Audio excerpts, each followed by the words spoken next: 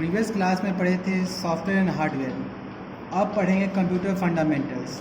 ठीक है। A computer system is a programmable machine design to perform arithmetic and logical operation to produce meaningful result in desired format. जो हमारा computer होता है वो एक प्रोग्रामेबल मशीन है जो कि डिज़ाइन किया गया अर्थमेटिक एंड लॉजिकल ऑपरेशन को प्रोड्यूस करने के लिए और उसको एग्जीक्यूट करने के लिए, या फिर जो मीनिंगफुल होता है वो ही। ठीक है। इन दिस, अब देखिए इसको थोड़ा सा और आगे जानेंगे सॉफ्टवेयर के बारे में। ठीक है। सॉफ्टवेयर एंड हार्डवेयर के बारे में प्रीवियस चैप्टर में थोड़ा थोड़ा हम लोग कुछ ना कुछ जाने थे, लेकिन अब थोड़ा सा उससे क्या होगा, एडवांस जानेंगे। ठीक है। हार्डवेयर में आपको बताया गया था इनपुट आउटपुट ये सभी चीज़ें होती है। सॉफ्टवेयर में कुछ सॉफ्टवेयर की एग्जांपल्स भी दी गई थी। आपको इस चैप्टर में कुछ जो है computer software, system software and application software, इन दोनों के बारे में आपको जानना है। ठीक है। तो उससे पहले कुछ इसका इंट्रोडक्शन जान लें कंप्यूटर फंडामेंटल का। In a computer system both software and hardware are complementary to each other.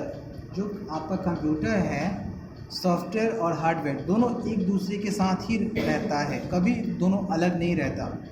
ठीक है। जैसे आप लोग देखते हो कोई भी कंप्यूटर होता है तो कंप्यूटर का अगर हार्डवेयर है तो हार्डवेयर के साथ सॉफ्टवेयर होगा, तभी आपका कंप्यूटर एक सिस्टम कहलाएगा। ठीक है। मीन्स यहाँ कह रहा है कि आपका जो कंप्यूटर है सॉफ्टवेयर और हार्डवेयर के साथ ही चलता है। ठीक है। दोनों एक दूसरे के लिए है। It is the software that allow the user get desired task done through the computer hardware. ठीक है। जो आपका सॉफ्टवेयर है वो आपको अलाउ कराता है कि जो यूज़र है उसको जो टास्क है उसको कंप्लीट करने में। ठीक है। और जब कंप्लीट होता है तो उसका हार्डवेयर जो क्या करता है, उसका एक प्लेटफॉर्म तैयार करता है। ठीक है। Hardware is useless in absence of software. आपका जो हार्डवेयर है वो यूजलेस है सॉफ्टवेयर के, एंड सेम थिंग सॉफ्टवेयर भी यूजलेस है विदाउट हार्डवेयर। ठीक है।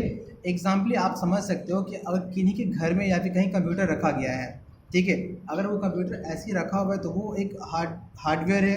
अगर उसके अंदर सॉफ्टवेयर नहीं है तो क्या हम उस कंप्यूटर को यूज़ कर सकते हैं? नहीं। सेम थिंग अगर कोई सॉफ्टवेयर है, सॉफ्टवेयर कहाँ होता है, या तो सीडी में होता है, या पेन ड्राइव में होता है, या फिर आपके किसी डिवाइसेस में होता है, या फिर कहीं आप स्टोर करके रखे हो। अगर उस सॉफ्टवेयर को उसमें अगर पेन ड्राइव में स्टोर करके रखा गया है तो क्या आपका वो पेन ड्राइव आपका वो सॉफ्टवेयर या पेन ड्राइव किसी यूज़ के लायक है? नहीं। जब तक वो यूज़ में नहीं आएगा तब तक कि जब हम सॉफ्टवेयर को उस हार्डवेयर में इंसर्ट करें या फिर उस हार्डवेयर में सॉफ्टवेयर को इंसर्ट करें। ठीक है। ऐसा प्रोसेस होगा तभी आप कंप्यूटर सिस्टम को यूज़ कर पाओगे। ठीक है। अब नेक्स्ट आप जानते हैं कंप्यूटर हार्डवेयर के कुछ पार्ट्स के बारे में, कुछ यूनिट्स के बारे में। ठीक है। Composition of a computer system. A computer system consist of 3 main units.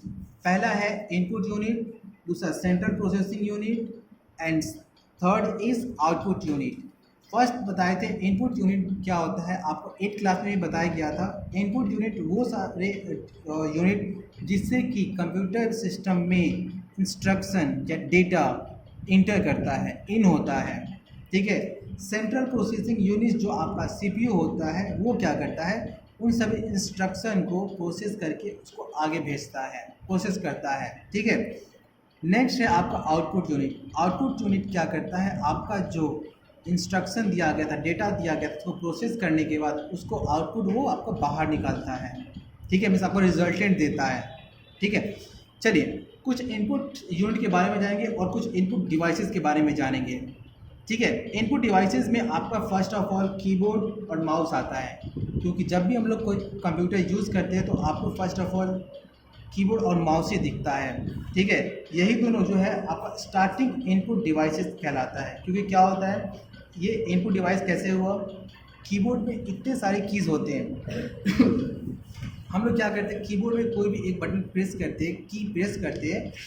Press करने से क्या होता है, हमारा जो कीबोर्ड होता है वो जिस वायर के थ्रू कनेक्ट होता है या फिर वायरलेस जिस सीक्वेंस से कनेक्ट होता है उसके थ्रू क्या होता है, इंस्ट्रक्शन जो होता है कंप्यूटर सिस्टम में इंटर करता है।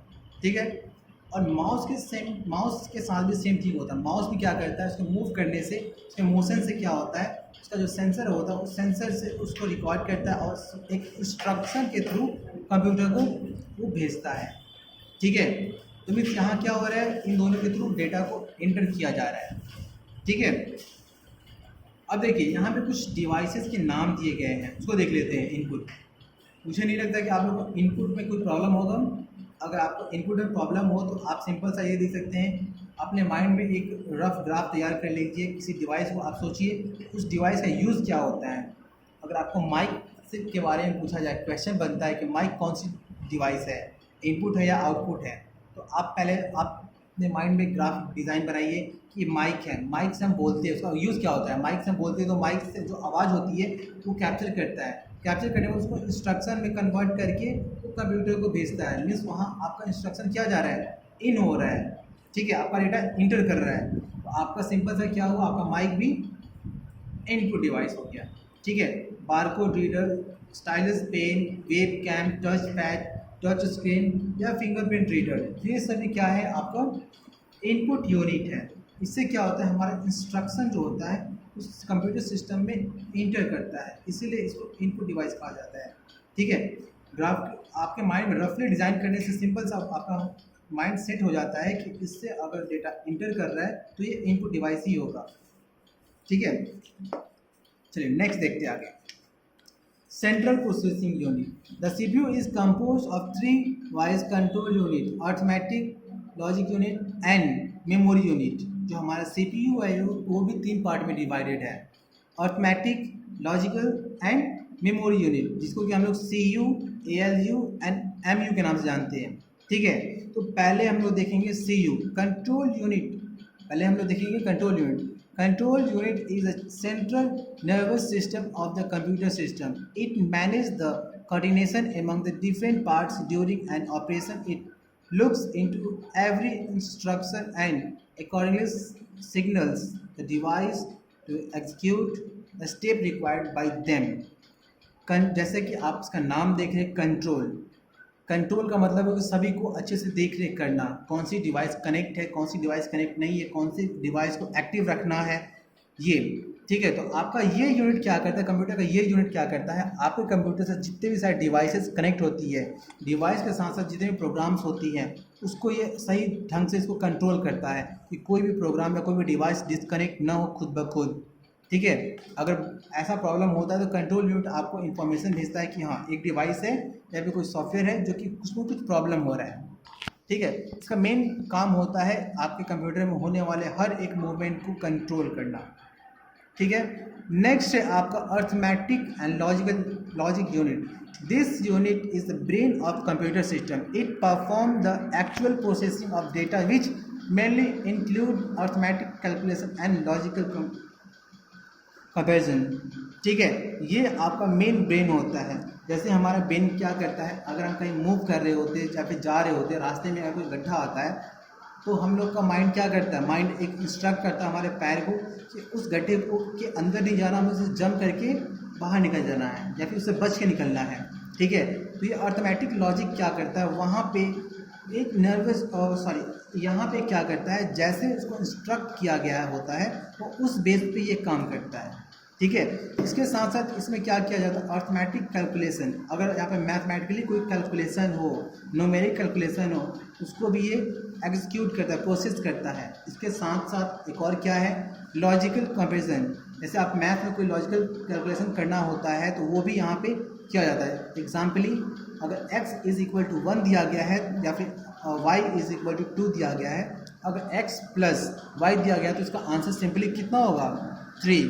तो यहाँ पे सिर्फ आपको x प्लस वाई करना है और इसके जो कंपोनेंट्स थे x y का जो मीनिंग था वो आपको वहाँ इनपुट करना है। ये बाय डिफ़ॉल्ट क्या करेगा, उसका आंसर 3 ला देगा। ये मैंने एग्जांपल दिया बस लॉजिकल का, ठीक है।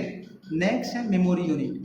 मेमोरी यूनिट क्या करता है, ये एक माइंड, जैसे माइंड हमारा क्या होता है, कुछ भी हम चीज़ देख रहे होते हैं तो वो देखी हुई चीज़ को रिकॉर्ड कर लेता है, स्टोर करता है। तो हमारा मेमोरी यूनिट क्या करता है, हमारे कंप्यूटर में होने वाले हर एक प्रोसेस का एक डेटा स्टोर करने का एक पाथ सेट करता है या फिर वो उस डेटा को एक जगह स्टोर करने का काम करता है, ठीक है। नेक्स्ट है आपका आउटपुट यूनिट। मेमोरी यूनिट में कुछ और भी यूनिट्स है जिसके बारे में कि आगे पढ़ेंगे, ठीक है। अब हम लोग देखते हैं आउटपुट यूनिट। आउटपुट यूनिट क्या करता है, ये हमारा जो भी डेटा हमारा वहाँ पे रिजल्ट निकलता है एग्जीक्यूट हो जाता है, उसके बाद उसको हम लोग को बाहर निकालना होता है, ठीक है। एज अ वर्चुअल या फिर सॉफ्ट कॉपी।